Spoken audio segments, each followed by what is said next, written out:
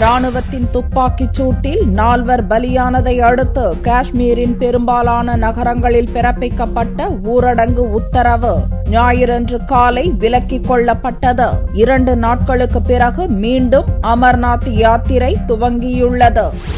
ஜம்மு காஷ்மீர் மாநிலம் ராம்பன் மாவட்டத்தில் கடந்த வியாழனன்று எல்லை பாதுகாப்பு படையினருக்கும் இஸ்லாம் மதத்தினருக்கும் ஏற்பட்ட மோதலில் ராணுவத்தினர் துப்பாக்கிச் சூடு நடத்தியதில் 4 போராட்டக்காரர்கள் இறந்தனர். ராணுவத்தினரின் அத்துமீறலை கண்டித்து பல்வேறு பிரிவினைவாத இயக்கங்கள் 3 நாள் முழு அடைப்பு போராட்டத்துக்கு அழைப்பு விடுத்ததோடு பல நகரங்களில் போராட்டம், பாதுகாப்பு படையினர் மீது கல்வீச்சு சம்பவங்களிலும் ஈடுபட்டனர். இதனால் தலைநகர் ஸ்ரீநகர் உள்ளிட்ட பல நகரங்களில் ஊரடங்கு உத்தரவு அமல்படுத்தப்பட்டது. அமர்நாத் யாத்திரையும் நிறுத்தப்பட்டு பக்தர்கள் ஆங்காங்கே தங்க வைக்கப்பட்டனர். இந்நிலையில் சனிக்கிழமையன்று போராட்டங்களும் வன்முறை சம்பவங்களும் குறைந்ததை தொடர்ந்து அமர்நாத் யாத்திரைக்கு அனுமதி வழங்கப்பட்டது. அதையடுத்து 2 நாளாக முடங்கி போயிருந்த பக்தர்கள் ஜம்முவிலிருந்து யாத்திரையை துவக்கினர். ஞாயிறன்று காலையில் ஸ்ரீநகர் உள்ளிட்ட பல மாவட்டங்கள், நகரங்களில் அமல்படுத்தப்பட்டிருந்த ஊரடங்கு உத்தரவு திரும்ப பெறப்பட்டது.